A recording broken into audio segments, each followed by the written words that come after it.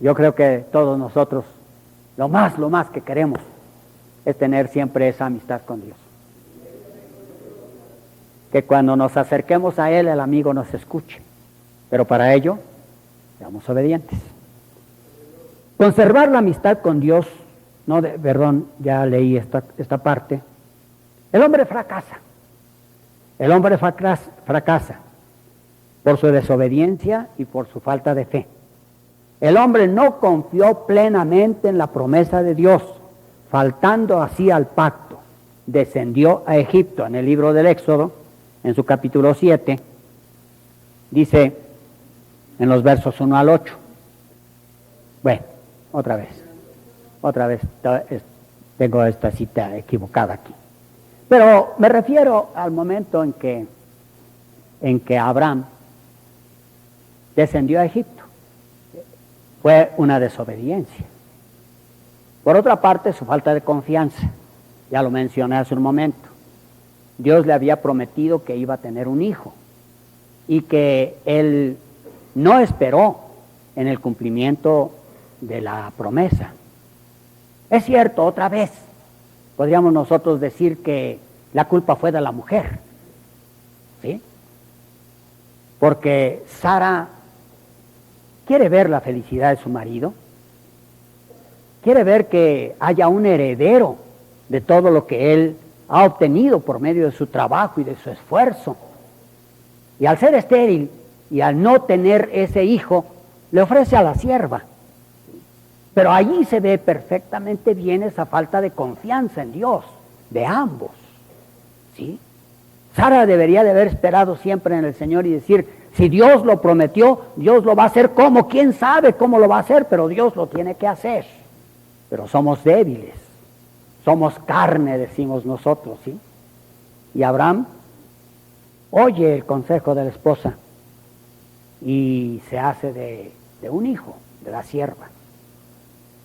Pero Dios tenía que cumplir su promesa siempre. Es digno, sí, de mencionarse la obediencia de este hombre y su confianza. En el caso, por ejemplo, cuando le pide que sacrifique a su hijo y que lleva al hijo al sacrificio.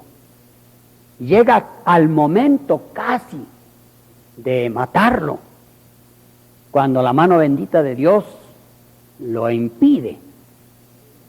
Pero ha probado su confianza y su fe en Dios. Pero el hombre fracasa, digo, porque desobedeció a Dios. No hizo lo que era recto. Abraham desciende a Egipto cuando se deja sentir el hambre en Canaán. En el capítulo número 12, en el verso 10 del libro del Génesis. A ver si esta cita sí me sale bien. Hubo entonces hambre en la tierra y descendió Abraham a Egipto para morar allá, porque era grande el hambre en la tierra. Y aconteció que cuando estaba para entrar a Egipto, dijo a Sarai su mujer, he aquí, ahora conozco que eres mujer de aspecto hermoso, etcétera, ¿no? Ahí encontramos nosotros la falta de obediencia. También se puede ver en este periodo de toda la dispensación, por ejemplo, que Jacob se vale de mentira, de medios ilícitos para obtener la primogenitura, según Génesis 27. Que la maldad de los hijos de Jacob manifestada con José al venderlo en Génesis 37. Que Jacob y toda su casa desciendan a Egipto para morar allá, Génesis 46, 6, etc. En todos estos pasajes, una serie de pasajes que podríamos nosotros mencionar, una serie de citas que podríamos nosotros leer, que las vamos a evitar leerlas, pero que son pasajes todos conocidos de nosotros, el hombre no supo confiar y no supo obedecer a Dios, sino por esta razón él fracasa. El juicio de Dios sobre este hombre fue la esclavitud en Egipto. El hombre que ha dejado de confiar y obedecer a Dios, por lo tanto se ha alejado de Dios, olvidándose de sus mandamientos y sus promesas, es digno de un juicio. Esta dispensación finaliza con la esclavitud de los descendientes de Jacob en Egipto. Ahí ellos deberían de pagar por causa de su desobediencia la esclavitud en Egipto. La dispensación termina pues en este juicio, en la esclavitud. Otra vez volvemos a nosotros. ¿Cómo es necesario que mantengamos esa amistad con el Señor? Siempre, siempre. Que esa amistad no se rompa, que esa amistad no se deteriore. Dios es tan misericordioso, nuestro Señor Jesucristo es tan glorioso, que a pesar de nuestras desviaciones, a pesar de que a veces somos infieles, a pesar de cuántas cosas que cometemos, Él nos sigue brindando su mano de amigo para la gloria de su nombre. ¿Cómo es necesario que nosotros también estemos dispuestos a brindarle al Señor nuestra amistad? Nada más, confiando y obedeciendo en Él. Gloria sea al Señor. Aleluya. Aquí se establece otro periodo de silencio. ¿Sí? Este silencio fue provocado por la ruptura de relaciones entre Dios y el pueblo de Israel, como consecuencia de su fracaso en la dispensación de la promesa. Durante este tiempo Dios no tiene tratos con el hombre. Ahora sí, lo leemos en el libro del Éxodo, en su capítulo número 12, versos 41 y 42, que dice así: el tiempo que los hijos de Israel habitaron en Egipto fueron 430 años, y pasados los 430 años, en el mismo día, todas las huestes de Jehová salieron de la tierra de Egipto. Ahí sí se nos plantea el tiempo de duración de este periodo de silencio. 430 años tiene este segundo periodo de silencio en que Dios no tiene trato, en este caso con el pueblo de Israel, que era el pueblo que Él había elegido. No tiene trato con el hombre. Pero también tenemos que recalcar nuestro principio. La misericordia de Dios nunca se apartó de ese su pueblo. Dios había hecho un pacto con Abraham. Los descendientes de Abraham fracasaron porque se olvidaron del pacto, pero Dios nunca se olvidó del pacto que había hecho con Abraham. Él le había prometido hacer de él una nación fuerte, una nación grande. Le había prometido darle una tierra en donde ese pueblo creciera y se fortaleciera. Dios tenía que cumplir con su pacto, porque si nosotros somos infieles, Él permanece fiel. No se puede negar a sí mismo. Gloria sea al Señor. Aleluya. Pero diré yo, bueno, porque Dios siempre es fiel, no importa que yo sea un poquito infiel hoy y otro poquito mañana y otro poquito otro día. ¿Qué piensan? ¿Importa o no importa? Yo creo que sí, ¿verdad? Nosotros debemos de ser fieles al Señor siempre. Él va a permanecer fiel siempre a sus promesas y a su palabra bendita. ¿Cómo necesitamos nosotros también ser fieles para la honra y la gloria de nuestro bendito Salvador? Bendito sea el Señor para siempre. Entramos a la quinta dispensación, llamada dispensación de la ley. Dispensación de la ley. A ver, vamos a esperar que nos ponga el hermano ahí el dibujo respectivo. Dispensación de la ley. Bendito sea Dios. Esta dispensación es la más larga de todas las anteriores. Principia en el monte Sinaí y termina en el monte Calvario. En Éxodo, capítulo número 19, y en el verso número 8. Y todo el pueblo respondió a una y dijeron: todo lo que Jehová ha dicho haremos. Y Moisés refirió a Jehová las palabras del pueblo. En el Evangelio de San Mateo, en su capítulo 27, verso 37, encontramos nosotros el Calvario. Estamos viendo el tiempo de duración. Desde el monte Sinaí hasta el Calvario es el tiempo de duración. 27:37, que dice así: y pusieron sobre su cabeza su causa escrita: este es Jesús, el Rey de los judíos. Entonces es la dispensación más larga de todas las anteriores que hemos visto. En esta dispensación el Señor da sus leyes, bendito sea el Señor.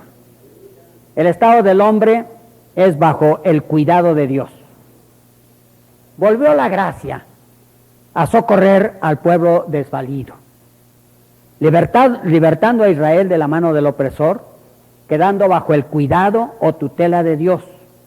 Durante su éxodo son guiados, alimentados y guardados por Dios en todo momento.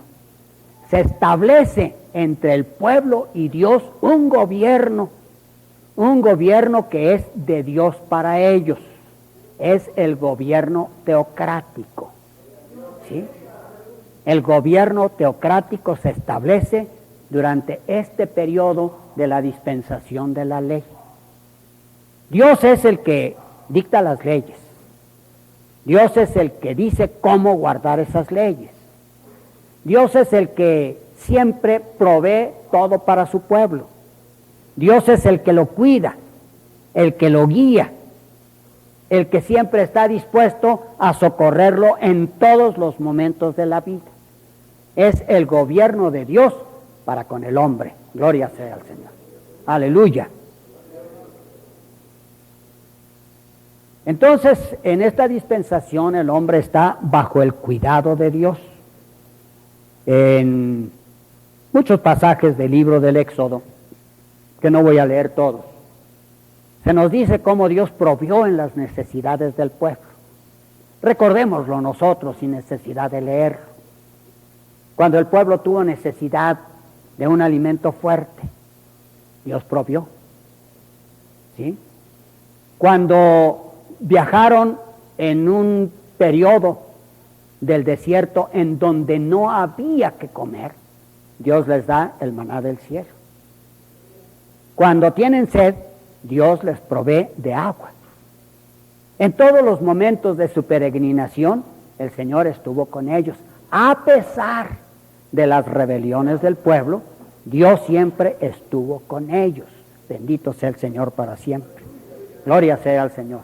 Entonces, hay una cosa muy especial durante este periodo acerca de ese cuidado excelente de Dios para con su pueblo.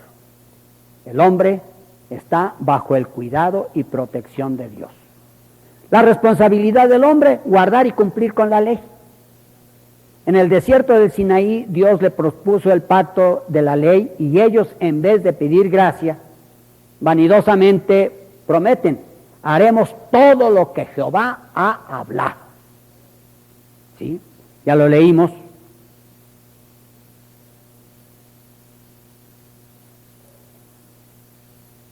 Haremos todo lo que Jehová ha hablado. Adquirieron con ello una responsabilidad muy grande. Tenían que obedecer y cumplir con la ley. En todos otros pasajes que podríamos nosotros leer, encontramos esa obligación del hombre de guardar y cumplir con la ley. En el mes tercero, en la salida de los hijos de Israel de la tierra de Egipto, estoy leyendo el capítulo 19, en el mismo día llegaron al desierto de Sinaí. Había salido de Rafín y llegaron al desierto de Sinaí y acamparon en el desierto, y acampó allí Israel delante del monte. Y Moisés subió a Dios, y Jehová lo llamó desde el monte, diciendo: así dirás a la casa de Jacob y anunciarás a los hijos de Israel. Y luego vienen los mandatos que Dios le da al pueblo. Ellos están comprometidos a hacer todo lo que Dios mandare. Y encontramos nosotros que en el obedecer la ley había una serie de promesas hermosísimas. Si ellos estaban dispuestos a obedecer la ley y la hubieran obedecido, todas esas bendiciones las hubieran tenido. En el libro del Deuteronomio, por ejemplo, en el capítulo 26, dice, está hablando acerca de las leyes, etcétera. Perdón, es que me equivoqué. Era Deuteronomio capítulo 5. No era capítulo 20 y tantos, sino el 5. Perdónenme, hermanos.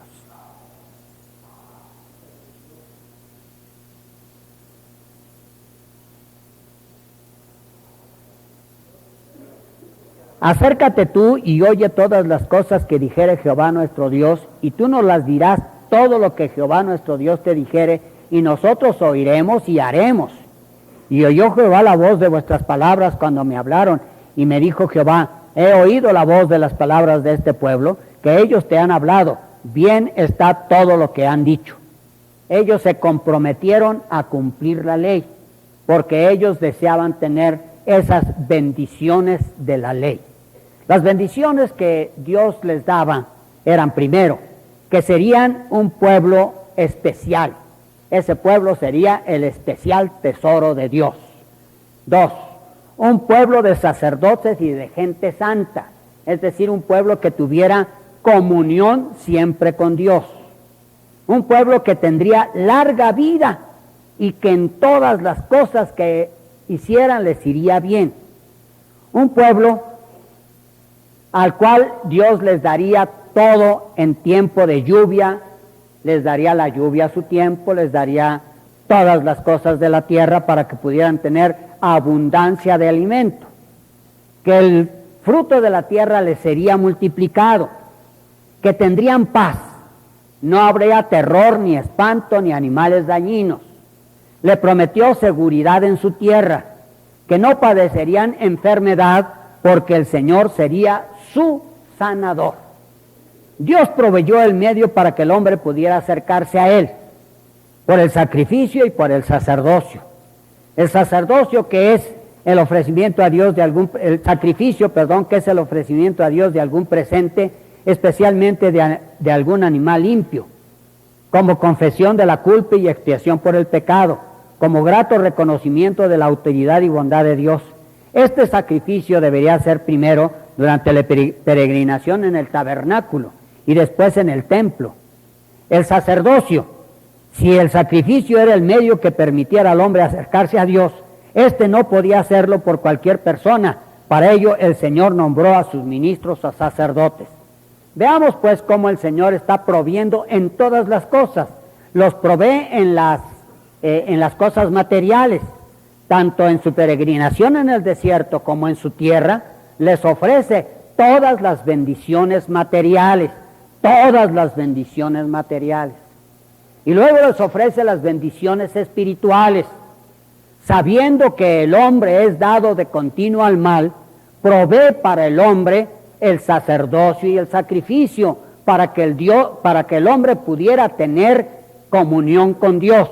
Otra vez, la eterna misericordia de Dios. La eterna misericordia de Dios, dándole al hombre la oportunidad de acercarse a Dios, de tener tratos con Él, de tener relación con Él. Bendito sea el Señor para siempre. Aleluya. Gloria sea al Señor. Pero el hombre fracasa. El hombre fracasa. No cumplió con la ley. No cumplió con la ley. Conocemos ampliamente la historia de todo este periodo. Conocemos ampliamente la historia de todo este periodo, porque este periodo se extiende desde que Dios les da sus leyes en el Sinaí y se alarga durante toda la historia que sigue del pueblo de Israel, tanto en la peregrinación cuando ya en el establecimiento de su tierra. Todo esto nos lo narra a nosotros los libros de la ley, ¿sí? Ya una vez que el pueblo se establece, se va a establecer el libro de Josué, luego los libros de los jueces, los libros de crónicas, de Samuel, de Reyes, de Crónicas. Todos ellos nos hablan de todo este periodo, todo el periodo de los reyes y todo el periodo de los profetas. Todo esto abarca la ley, ¿sí? Conocemos perfectamente bien cómo el Señor estaba dispuesto a mantener la comunión con Dios. Cómo durante todos estos periodos Dios estuvo siempre extendiendo su mano para que el hombre también le extendiera su mano y tuviera relación con Él. Pero este nunca quiso. Siempre hubo su rebelión. Se rebelaron primeramente contra Moisés, se revelaron ya establecidos en la tierra, se revelaron en la época de los jueces, una serie de manifestaciones gloriosas de Dios, salvándolos cuando ellos estaban en problemas, en aflicciones, en necesidades. El hombre a través de ese sufrimiento se arrepentía y buscaba a Dios, pero volvía otra vez a recaer, volvía otra vez a reincidir apartándose de Dios. El periodo de la ley, la dispensación de la ley está caracterizada por toda esa situación que hizo de este periodo constantes violaciones acerca de la ley. La dispensación de la ley se puede dividir en varios periodos y en cada uno de ellos Israel invalidó el pacto desobedeciendo la ley, fue tras los ídolos adorando a otros dioses.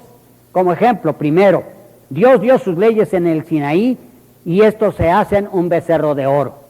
Segundo, en el periodo de la peregrinación en el Éxodo hasta la tierra prometida, el pueblo se rebela contra Dios. Tercero, la conquista de la tierra prometida, también desobedece el mandato de Dios. Cuarto, en la época de los jueces, todo el libro de los jueces nos habla de las constantes reincidencias de Israel, quien cae en el pecado de la idolatría. Quinto, en la época de los reyes, durante este periodo se repite la historia, Israel cae en pecado, en idolatría, infinidad de citas que podemos tener. Dice un escritor, la ley es como un espejo que es útil para convencer a cualquiera que tiene la cara sucia, pero inútil para limpiársela. San Pablo dice a los romanos, por la ley ninguna carne se justifica. Este es el periodo de la ley. En este periodo de la ley, lo más significativo, además de la desobediencia del pueblo, es el rechazo que el pueblo tiene para el gobierno teocrático establecido por Dios para ellos. ¿Sí? Ellos quieren ser como los demás pueblos, desean tener un rey. Recuerden ustedes la oración de Samuel. Y el Señor le da respuesta, no te están rechazando a ti, me están rechazando a mí, dice el Señor. Y realmente eso fue lo que sucedió. Rechazaron al Señor. Quisieron un gobierno como los otros pueblos, como las otras naciones. Habían rechazado el gobierno teocrático. Aunque la ley que es teocrática, seguía en forma vigente en todo el periodo de los reyes. Los reyes no eran ya como el gobierno que Dios había tenido. Recordemos nosotros que durante todo este periodo los reyes se apartan de Dios y vivieron en el pecado de sus padres unos y otros, de tal manera pues que si bien es cierto que existía la ley, fue necesario que Dios levantara a los profetas para que los profetas reconvinieran al pueblo y los hicieran razonar y que ellos volvieran a Dios. Otra vez, la misericordia eterna de Dios. Gloria al Señor. Así como dije al principio, que Dios podía haber destruido a la primera pareja y a su familia y haber hecho otra generación y otra más si hubiera sido necesaria. Dios lo podía haber hecho. Dios en su misericordia no quiso destruir al hombre. En este periodo de la ley, Dios podía haber destruido a este pueblo rebelde o haberse apartado totalmente de ellos y haberlos dejado como a cualquier otro pueblo. Dios podía haberlo hecho. Dios podía haber en ese momento elegido a otra nación. Alguien ha dicho, pero ¿por qué a Israel? ¿Por qué a ellos? Bueno, porque ese fue el pacto de Dios con Abraham.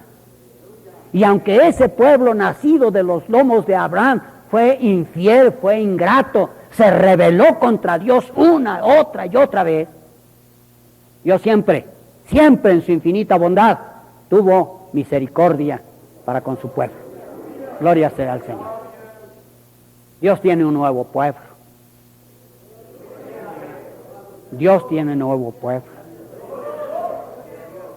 Y si nosotros analizáramos la historia de este nuevo pueblo en los 20 siglos de cristianismo, encontraríamos lo mismo que Israel. El hombre que se va tras los ídolos vanos. El hombre que hace de sus gobernantes un ídolo. El hombre que se aparta deliberadamente del mandato divino. El hombre que siempre está rebelándose contra Dios. ¿Sí? El hombre que ha pervertido el cristianismo y que llamándose cristianos no lo son en ninguna forma. Esa es la historia. Igual que en la dispensación de la ley. Pero esta dispensación de la ley tiene también un juicio, la cautividad. Como consecuencia de este estado de desenfreno y apostasía, viene el juicio de Dios sobre el pueblo escogido. Principia cuando es vencido por las naciones gentiles y es dividido y llevado cautivo. 10 tribus son llevadas a Nínive, capital de Asiria, según Segundo de Reyes 17. Las tribus de Judá y Benjamín fueron llevados cautivas a Babilonia, según Segundo de Reyes 24 y 25. Estas 2 tribus fueron las únicas que volvieron a Palestina con Esdras y Nehemías. Desde entonces, el pueblo judío no volvió a ser independiente, salvo por periodos muy cortos, pues pasó a manos de un gobierno a otro hasta llegar al poder de los romanos, que les esparcieron por todo el mundo destruyendo su nación. Todas las dispensaciones tienen su final en el juicio de Dios sobre ellas. Si nosotros decimos que la dispensación de la ley tiene su juicio en la cautividad, tenemos entonces que aceptar que la dispensación de la ley termina en la cautividad. ¿Sí? Porque todas las dispensaciones terminan con su juicio. Entonces la dispensación de la ley tiene su fin también en la cautividad en Babilonia. ¿Por qué entonces dijimos que se extiende hasta el Calvario? ¿Por qué dijimos que se extiende hasta el Calvario? El apóstol San Pablo dice que el fin de la ley es Cristo. ¿Sí? Entonces, ¿nos estamos contradiciendo? El fin de la dispensación es la cautividad, pero el fin de la ley es Cristo. Nos estamos contradiciendo. ¿No les parece? Bueno, veo caritas que no quieren expresar nada, otros que dicen no, otros que dicen sí, ¿verdad? Nos estamos contradiciendo. Pero la dispensación de la ley es ese periodo de tiempo en que Dios dio la oportunidad al hombre para que por la obediencia a la ley tuviera comunión con Él. Y ese periodo terminó con el cautiverio en Babilonia. Sin embargo, el pueblo judío, después del cautiverio y hasta la destrucción de Jerusalén en el año 70 de la era cristiana, siguió viviendo bajo la ley, practicando los ritos de esta. Todavía en nuestros días, el judío religioso sigue viviendo bajo la ley. ¿Sí? Sigue viviendo bajo la ley. La dispensación en realidad termina en el cautiverio, pero la ley sigue vigente. Por eso, la Biblia nos narra a nosotros el regreso del cautiverio. Los libros de Esdras, de Nehemías, ¿sí? Nos muestra a nosotros a los últimos profetas. Pero hay un periodo de tiempo que se llama periodo de silencio, que dura aproximadamente 400 años, entre el fin del Antiguo Testamento y el principio del Nuevo Testamento, que nos muestra a nosotros que Dios había roto relaciones con este pueblo, ¿sí? Dios había roto sus relaciones con el pueblo. No había ya manifestación de profeta. No tenemos nosotros ningún libro que pudiéramos llamarle como parte de la Biblia, como un libro canónico o como un libro sagrado, que haya sido escrito durante este periodo de 400 años de silencio. ¿sí? Ese silencio principia cuando se escribe el último de los libros del Antiguo Testamento. Y principia otra vez, termina el silencio para principiar otra vez las relaciones con Dios en el momento en que inician las anunciaciones. En ese momento en que el sacerdote ministrando, de repente, un ángel de Dios se le aparece. Ahí otra vez, Dios tiene relaciones con el hombre. Pero debemos de aclarar que este periodo, aunque la dispensación ya había terminado y el pueblo seguía viviendo bajo la ley, la misericordia de Dios no se apartó de ellos. Ellos fueron los que se apartaron de Dios, pero no la misericordia eterna del Señor. La misericordia del Señor siguió siendo con su pueblo para la gloria de nuestro bendito Redentor. Así entonces, esa misericordia de Dios ha sostenido al pueblo de Israel hasta nuestros días. Por la misericordia de Dios, gloria sea al Señor. Grande es su misericordia. Por eso los hijos de los hombres se amparan bajo la sombra de tus alas. Acción de la gracia. Se termina la profecía pasada para que entremos nosotros ahora a la profecía presente,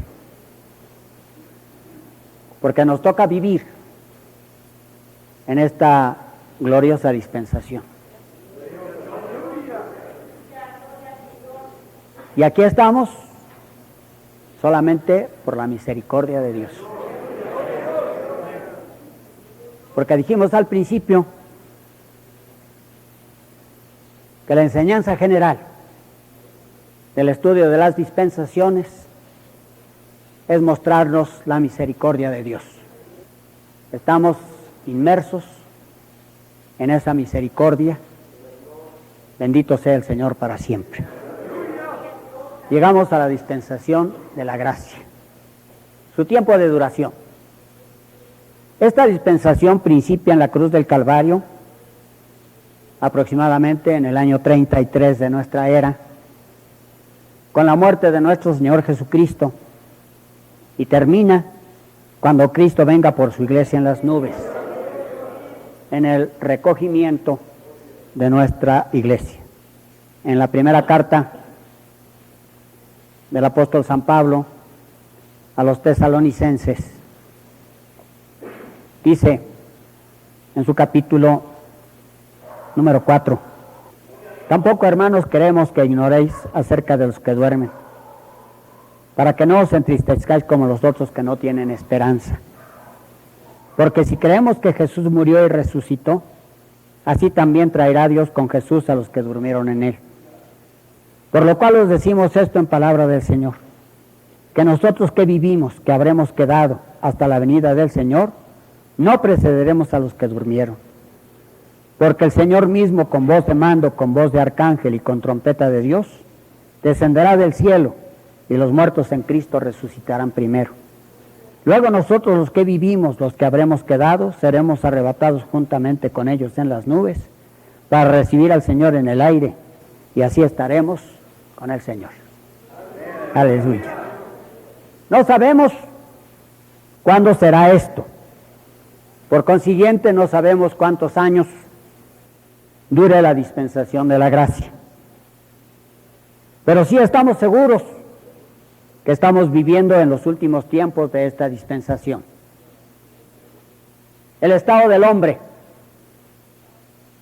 de culpabilidad ante Dios. El hombre es culpable puesto que no ha podido guardar la ley, ni ha hecho lo recto y justo delante de Dios. En la epístola del apóstol San Pablo a los romanos, en su capítulo número 3, los versos 19 en adelante, dice, gloria sea al Señor.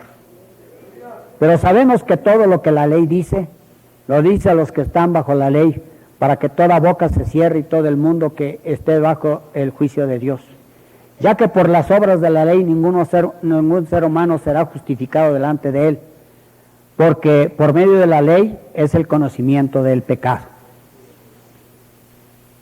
Pero ahora, aparte de la ley, se ha manifestado la justicia de Dios, testificando por la ley y por los profetas.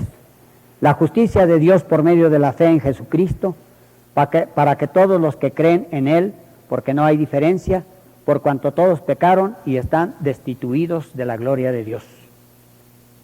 En la epístola a los Gálatas, en su capítulo número 2, en el verso número 16, también el apóstol Pablo expresa este pensamiento por el Espíritu Santo de Dios.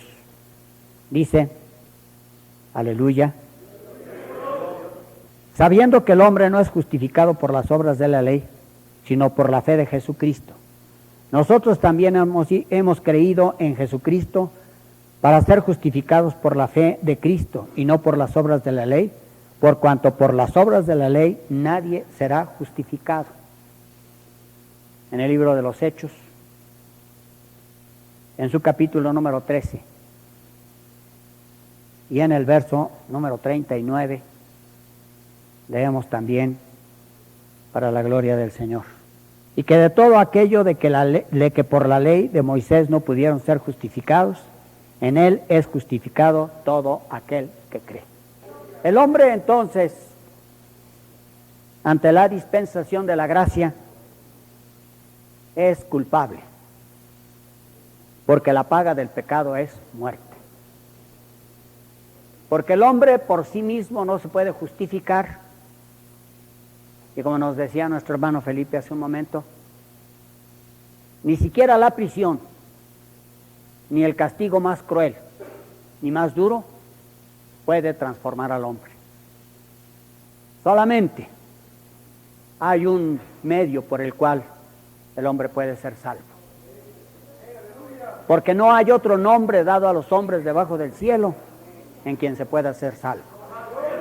Solamente en el nombre bendito de nuestro Señor Jesucristo. La responsabilidad del hombre en la dispensación de la ley es creer en el Señor Jesucristo. La muerte del Señor Jesucristo introdujo la gracia, que es el favor inmerecido de Dios hacia los hombres, quien ofrece la justicia por la sangre de Cristo. La salvación perfecta y eterna es ofrecida a todo hombre, judío o gentil, con la única condición de la fe. Juan 3:16 dice, porque de tal manera amó Dios al mundo, que ha dado a su Hijo unigénito, para que todo aquel que en él cree no se pierda, mas tenga vida eterna. Hago un paréntesis para comentarles que esta iglesia de Portales tiene la costumbre de que siempre que se menciona Juan 3:16 se ponen en pie y todos lo dicen al unísono. Costumbre que hay ocasiones que cuando se está predicando se menciona el texto, inmediatamente la iglesia se pone de pie. Obviamente, los que no están acostumbrados a ello se sorprenden. ¿Por qué? Es una bella costumbre, digo yo. Una bella costumbre que se ha establecido para la gloria del Señor. Yo quisiera que nos pusiéramos de pie y lo recitáramos todos al unísono para la gloria del Señor. Porque de tal manera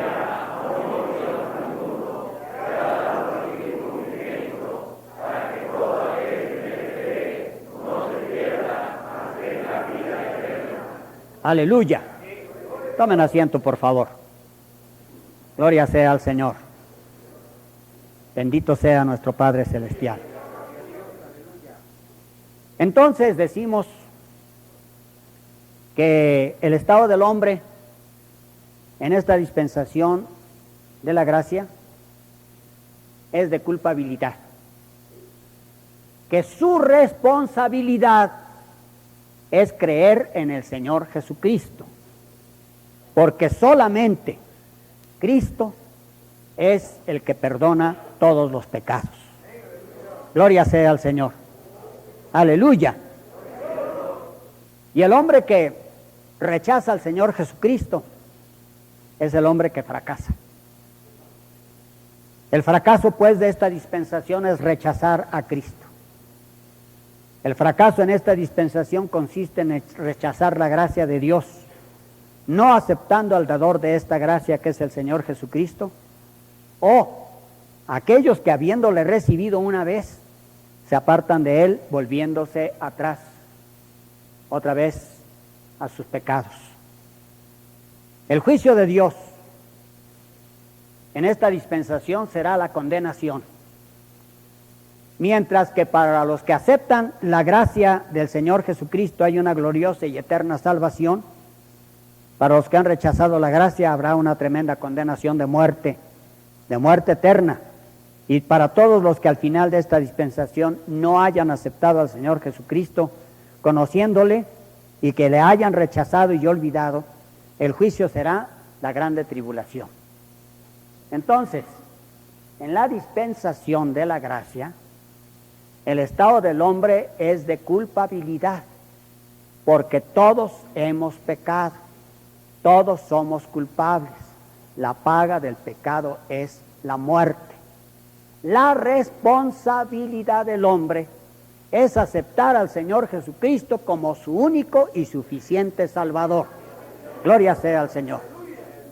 Y el fracaso de este hombre será no haber aceptado al Señor, rechazarlo. Cuando el hombre rechaza al Señor Jesucristo, entonces él mismo está ya sujeto a condenación. Pero aquel que lo ha aceptado tiene vida eterna. Porque es cierto que si la paga del pecado es muerte, la dádiva de Dios es vida eterna en Cristo Jesús, el Señor nuestro. Gloria sea al Señor. Estamos, por cierto, estudiando en nuestras escuelas dominicales al cristiano ideal. Y el tema de este mes ha sido el cristiano ideal es salvo. Y hemos estado estudiando la doctrina gloriosísima de la salvación. En una de nuestras clases se dice que la doctrina de la salvación es la doctrina que todo hombre puede entender, porque es fácil, sencilla. ¿Quién no entiende? Cree en el Señor Jesucristo y será salvo. Todos lo entienden. Pero que también, por otro lado, es la doctrina más gloriosa, más sublime y más difícil que se encuentra en la Biblia. Porque solamente por la revelación y por la presencia del Espíritu Santo podemos entender toda la profundidad de esta gloriosa doctrina. Hemos visto a través de nuestras escuelas dominicales la gracia de nuestro Dios, gracia previsora y gracia provisora en la doctrina bendita de la salvación. Tenemos paz para con Dios por medio de nuestro Señor Jesucristo. Gloria sea al Señor para siempre. Que habiendo sido salvos, habiendo sido perdonados, porque el Espíritu Santo trabajó en nuestro corazón, permitiendo que nosotros sintiéramos la necesidad del arrepentimiento, y arrepentidos, creó en nuestro corazón también una fe salvadora, y creímos en Cristo. Gloria sea al Señor. Y le hemos aceptado. Nuestros pecados han sido borrados. El Señor nos ha hecho salvos para la gloria del Señor. Gloria sea al Señor. Y que al habernos hecho salvos, nos ha hecho dichosos, felices. Decía nuestro hermano Felipe, un joven lleno de maldad, lleno de pecado, lleno de vicio, que fue necesario por la providencia de Dios, que Él llegara hasta la prisión para conocer al Divino Redentor. En mi testimonio personal, un chamaco de 17, 18 años, perdido, perverso, renegado, incrédulo, hecho una piltrafa. Un día tuve un encuentro con Dios. Lo he dicho. Varias ocasiones mi madre me trajo a este templo, cuando el templo era mucho más pequeño. Y rechacé todo lo que escuchaba. Y un día que el predicador habló sobre el hijo pródigo, me sentí lastimado, me sentí herido. Porque todo lo que dijo me lo estaba diciendo a mí. Y allá en la salida, en la puerta, le reclamé a mi madre y le dije, ¿por qué viene usted a contar chismes aquí? ¿Qué tiene ese que gritármelo? ¿Por qué no viene aquí a la calle y me lo grita? Para ver de cómo nos toca. Pero por esa rebelión,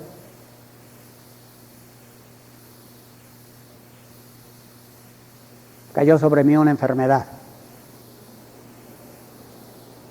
Y no fue en una predicación, sino que estando los hermanos en mi casa, porque iban a hacer ahí cultos, no me acuerdo si los martes o los miércoles, estando en mi casa, yo estaba a las puertas de la muerte. Un chamaco de 18 años que siente que la vida se le escapa, pero que maldice por la enfermedad que tiene. Débil. Me toma de la mano mi madre y me dice, vente, vamos al culto. No quiero. Vente, vamos al culto. Y por alguna razón providencial de Dios, acepto. Me siento en una sillita ahí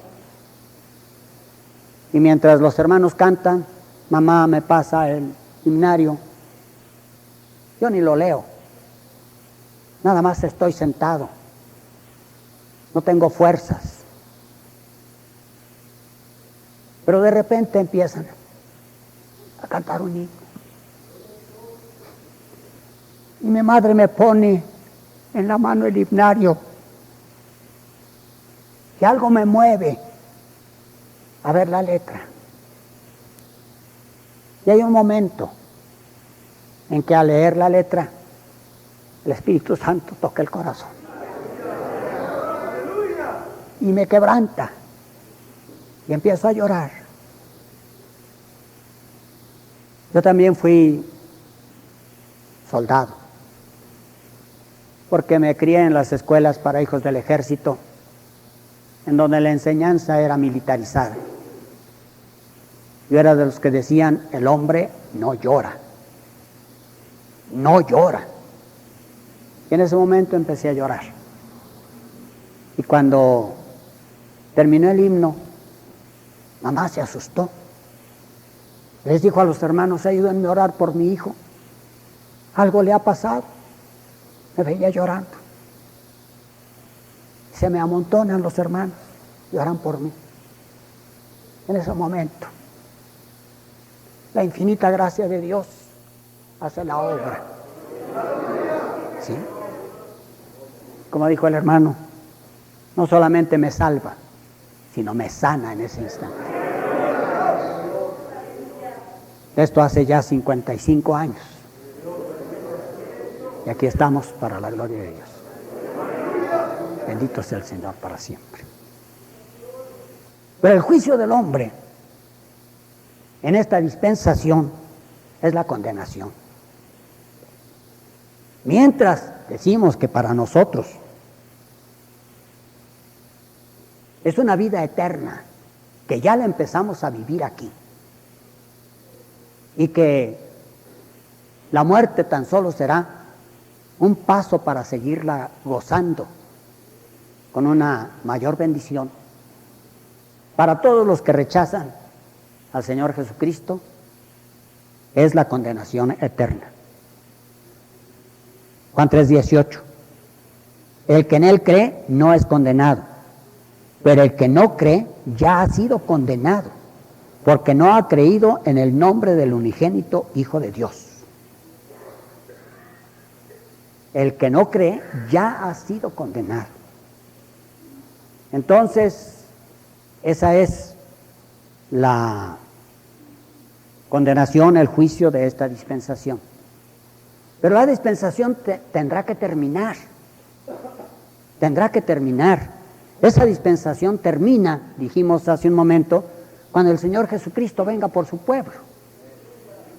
Cuando seamos llevados a la presencia del Señor, termina la dispensación de la gracia. Y al terminar la dispensación de la gracia, para todos aquellos que no aceptaron al Señor, para todos aquellos que se rebelaron contra el Señor, habrá una grande tribulación. Termina entonces en la grande tribulación. Mientras nosotros seremos llevados por el Señor para la gloria de su nombre bendito. Gloria sea al Señor. Esta dispensación, dije, abarca desde la muerte de nuestro Señor Jesucristo, cuando Él declara ante el mundo: consumado es. La obra gloriosa de redención se había consumado por la preciosísima sangre derramada en el Calvario para la gloria de nuestro Dios. Y termina, ya también lo dijimos, en el recogimiento de la iglesia. Durante este periodo de la gracia han sucedido y seguirán sucediendo algunas cosas que la Biblia nos lo ha revelado. Bendito sea el Señor para siempre. En el libro del Apocalipsis, en su capítulo número 1 y en el verso número 19, dice: estas cosas se han escrito. Escribe las cosas que has visto, las que son y las que han de ser después de estas. También decimos nosotros que el libro del Apocalipsis se puede dividir en tres grandes partes. Las cosas que has visto, que abarca el capítulo número 1. Las cosas que son, que abarca los capítulos 2 y 3. Y las cosas que serán después de estas, desde el capítulo 4 hasta el final. Pero los capítulos 2 y 3 contienen las 7 cartas escritas a las 7 iglesias de Asia. Y en estas 7 cartas a las 7 iglesias de Asia, dentro del panorama profético, se nos muestra a nosotros 7 periodos dispensacionales de la misericordia de Dios para la iglesia de todos los tiempos. Así, cada una de las cartas describe a una de las iglesias sus características y tiene un periodo dispensacional que abarca determinada época, bien identificadas entre una y otra.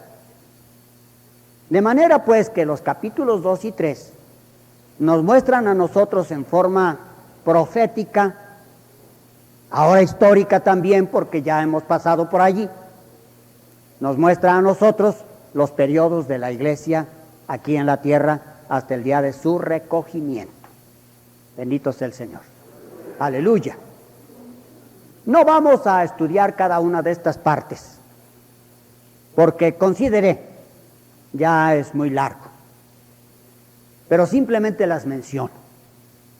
La iglesia de Éfeso, que representa a la iglesia primitiva, en el periodo en que esta iglesia primitiva se había ocupado más en el buscar la forma de rechazar las herejías que empezaban a florecer, que en el verdadero propósito que debería tener la iglesia. De ahí que el Espíritu Santo le diga: has dejado tu primer amor.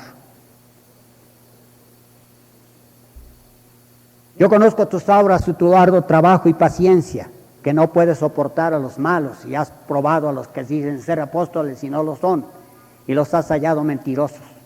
Y has sufrido y has tenido paciencia, y has trabajado arduamente por amor de mí, de mi nombre, y no has desmayado.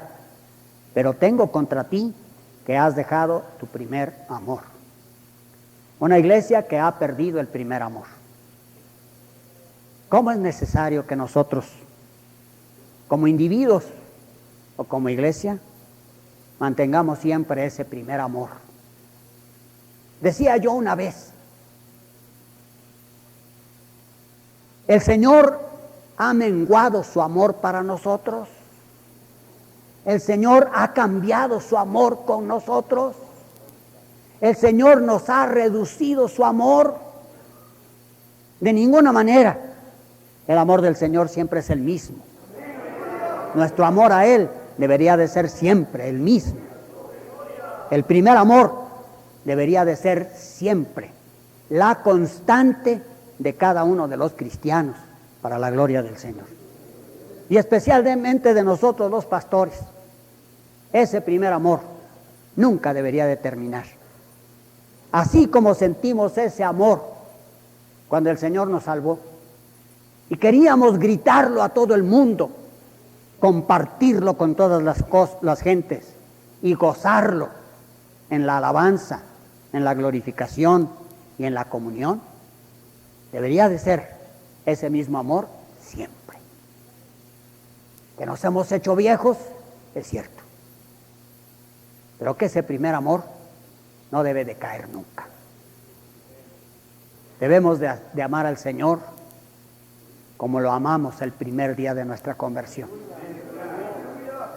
Y que si hace un momento se me hizo un nudo en la garganta al platicarles a ustedes someramente mi testimonio, debería de serme siempre ese nudo en la garganta al recordar el amor de Dios y al decirle: Señor, tú así me amaste, yo también te he de amar para la gloria de tu nombre bendito.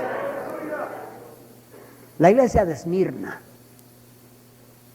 que representa la iglesia perseguida, la iglesia sufriente, a quien se le dice: sé fiel hasta la muerte, yo te daré la corona de la vida.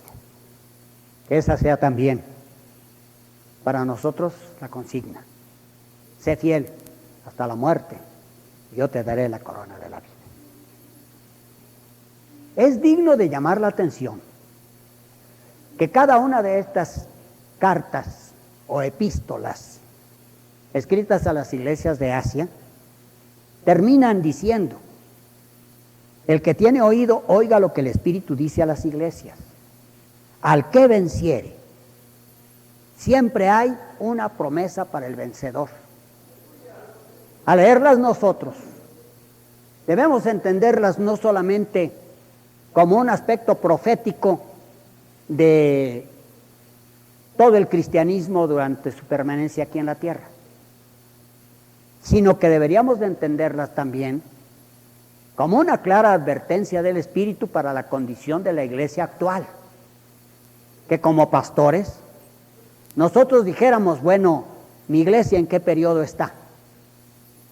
¿Estamos en Éfeso, o estamos en Esmirna, o hemos caído en Pérgamo, o hemos rodado hacia Teatira? ¿Cuál es la condición de mi iglesia? ¿En qué condición estamos?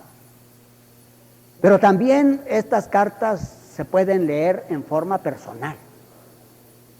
Ya no cuál es la condición de mi iglesia, cuál es mi condición. ¿Cuál es mi condición? Mi condición es semejante a Esmirna, qué bueno, una iglesia fiel.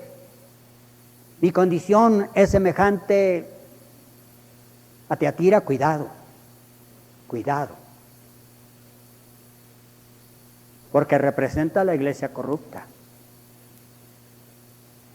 Debemos nosotros, pues, leer estos mensajes de las cartas a las iglesias de Asia no solamente como un aspecto profético, sino como un aspecto de actualidad. ¿Cómo estamos? ¿Cómo estamos? De manera pues que por la misericordia de Dios nos guardemos siempre fieles para la gloria de nuestro bendito Salvador. Esmirna, Pérgamo, Tiatira, Sardis, Filadelfia y la Odisea. Que si no somos Esmirna, seamos Filadelfia, pero que jamás seamos Pérgamo ni Tiatira, ni tampoco la Odisea. Pero proféticamente,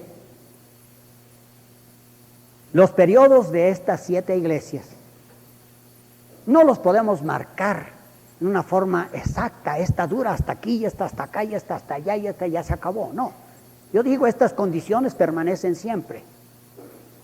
Pero especialmente en el último tiempo, la iglesia descrita como Sardis, Filadelfia y la Odisea corren en forma paralela con el tiempo. Diríamos que nosotros, al estar viviendo en el tiempo final de la gracia, hay Sardis en medio de nosotros, ¿sí? Hay también Filadelfia en medio de nosotros, bendito sea Dios. Pero hay también la Odisea en medio de nosotros. ¿Y qué digo? Hasta Tiatira podríamos nosotros incluirla dentro de este final de la gracia. Tiatira, que podría representar la iglesia idólatra, el cristianismo idólatra, o el cristiano idólatra, o la iglesia llamada cristiana evangélica, que es idólatra. Dios mío, dirán ustedes, hermano, está usted disvariando ya. ¿Cómo es posible que haya una iglesia cristiana evangélica que sea idólatra? Pues las hay. Porque idolatría es cualquier cosa que haya dejado que Dios sea el primer lugar en la iglesia. A veces el primer lugar en las iglesias es el dinero. A veces el primer lugar en la iglesia son los pastores, pastores populistas, pastores con títulos, pastores con gran prestigio. Cuidado, los hay. Que sean Sardis, muertos, fríos, en donde no hay vida, en donde se llega a los templos como si se llegara a un salón social, o a una sala de juntas, o a un sindicato, donde el canto es nada más por cantar y porque así dice la letra, pero que no lo sentimos. Cuidado. Que seamos la Odisea, la iglesia populista, los grandes estadios, las grandes orquestas, los grandes equipos de sonido, ¿sí? Todo hecho con bombo y platillo.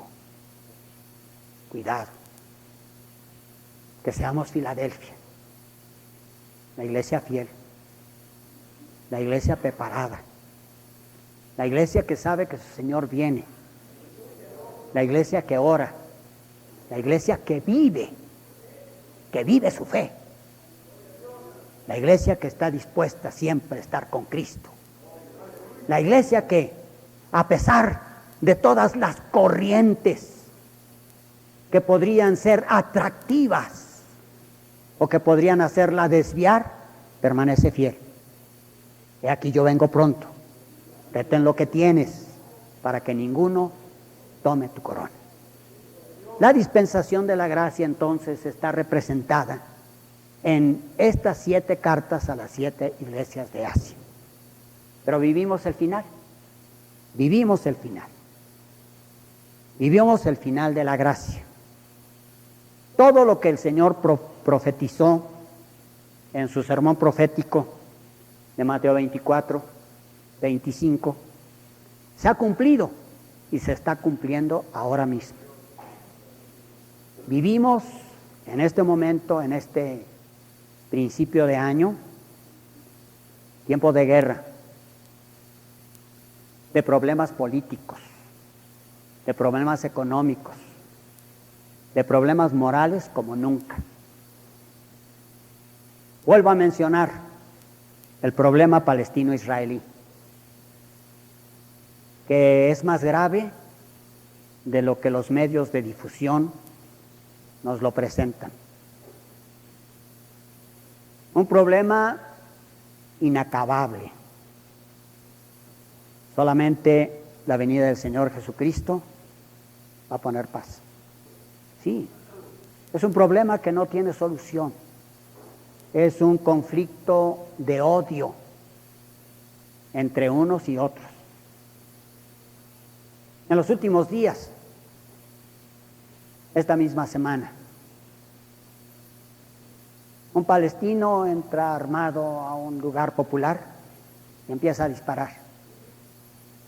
Obviamente, lo mataron ahí, pero ya está hecho el daño. Los hombres bombas que se presentan en los lugares concurridos y se hacen explotar en un fanatismo espantoso, tremendo, nada más por el odio. Pero las represalias no se dejan esperar. No podemos decir que los asesinos sean los palestinos, porque también lo son los israelitas. La forma en que ellos han contestado todos estos ataques es matando gente inocente.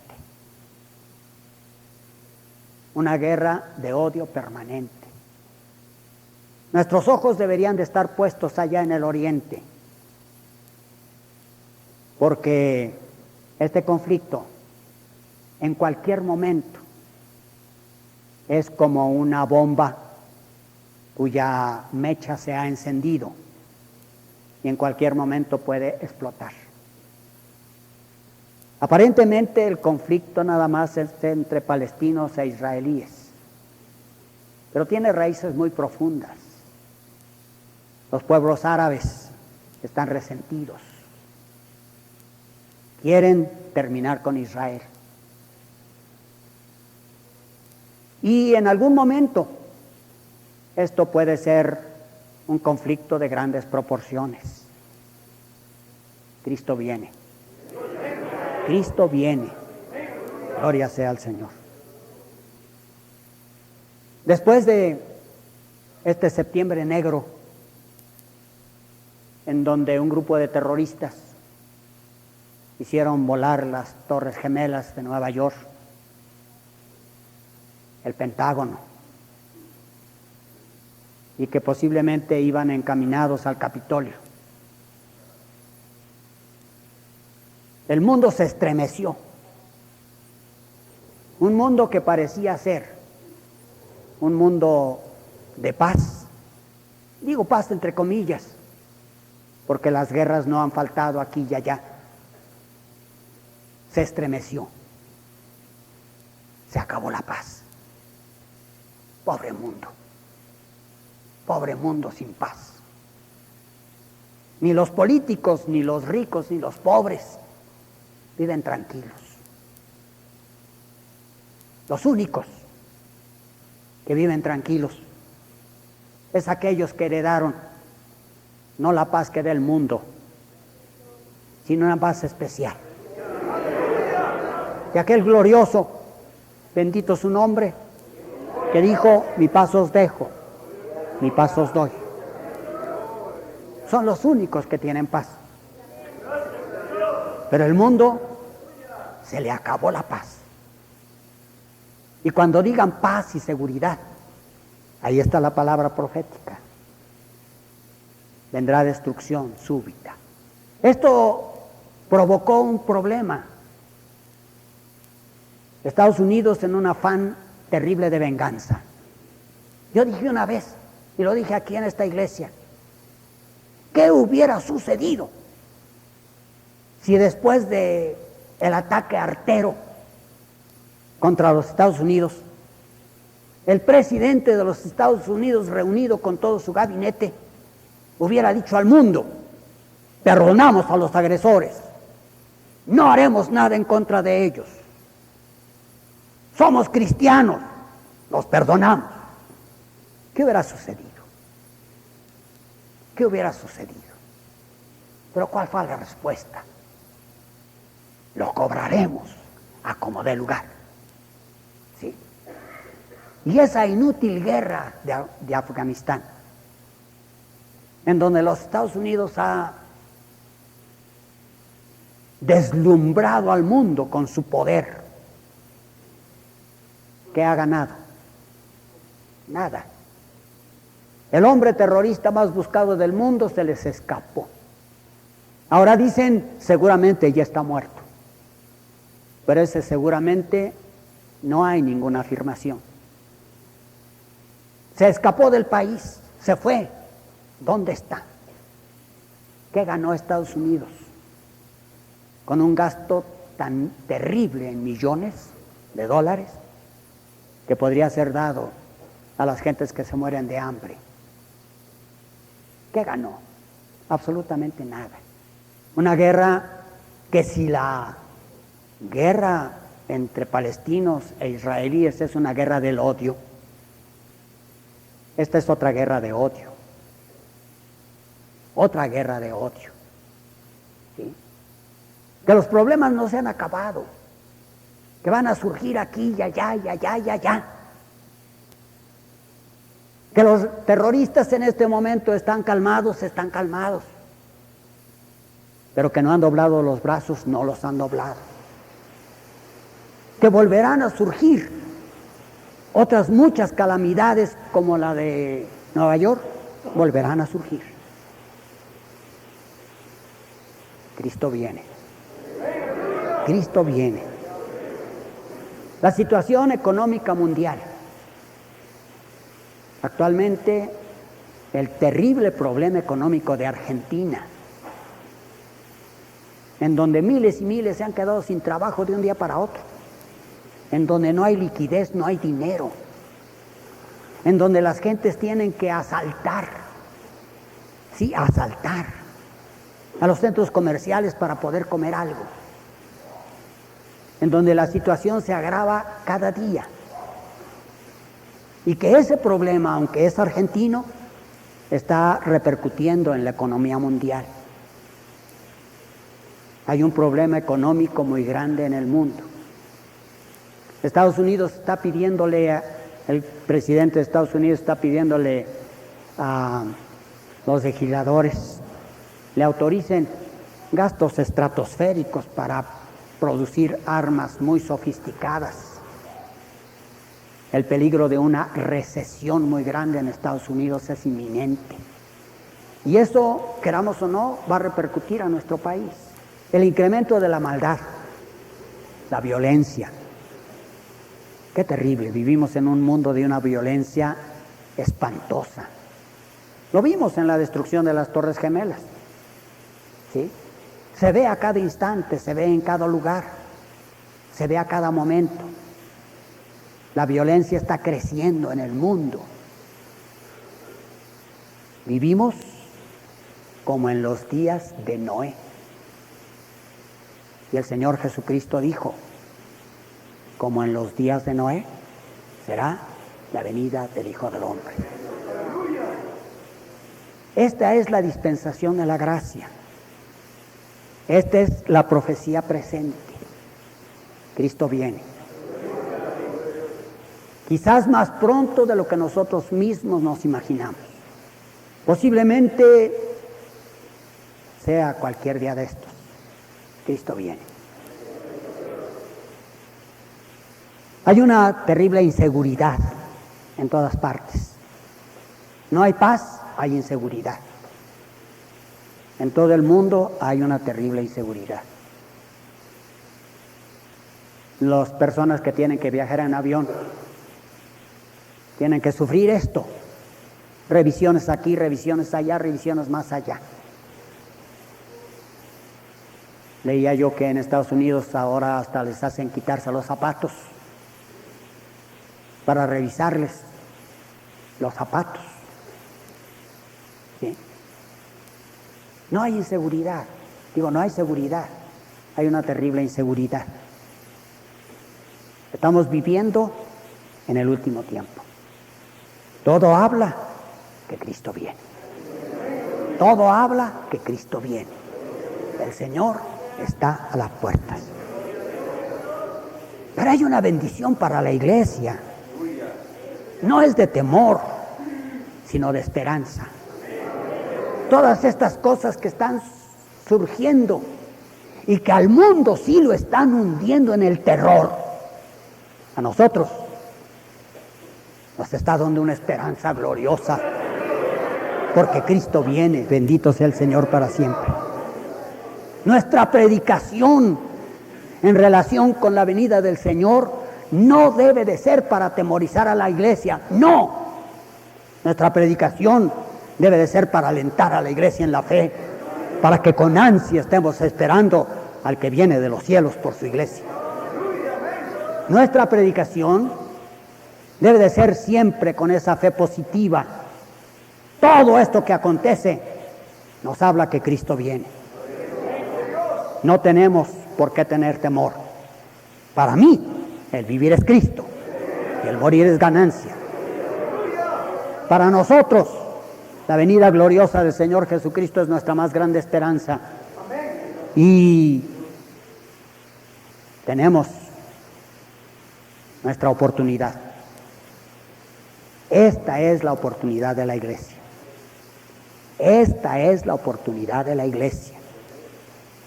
Todo este panorama que así a grandes rasgos os he descrito es la oportunidad de la iglesia. Nosotros debemos de luchar, debemos de anunciar al Señor, debemos de pedir al Señor que México sea para Cristo. Gloria sea al Señor. Y desde lo profundo del corazón queremos decirle, ojalá y fuera hoy. Ojalá y fuera hoy. Que el Señor viniera ya por nosotros. Bendito sea el Señor. Pero que nosotros, como siervos de Dios, y la iglesia como iglesia, pueda decir con verdadera convicción, si Él viene en este momento, yo me voy con Él. Gloria sea al Señor. Que tengamos esa convicción. No hace muchos días que me sentí muy mal, muy mal. Me produjo una taquicardia que se veía bien cómo brincaba aquí el corazón. Yo le dije, Señor, gracias porque ya me voy.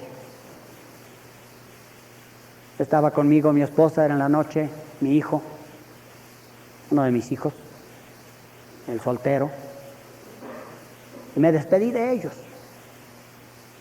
Me despedí de ellos. Y les dije, por mí no se preocupen. Yo me voy ya con el Señor. No quiso el Señor. Todavía estoy aquí.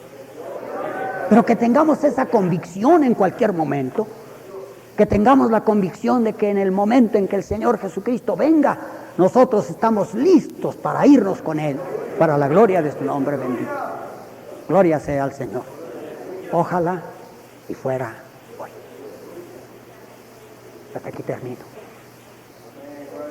Hasta aquí termino.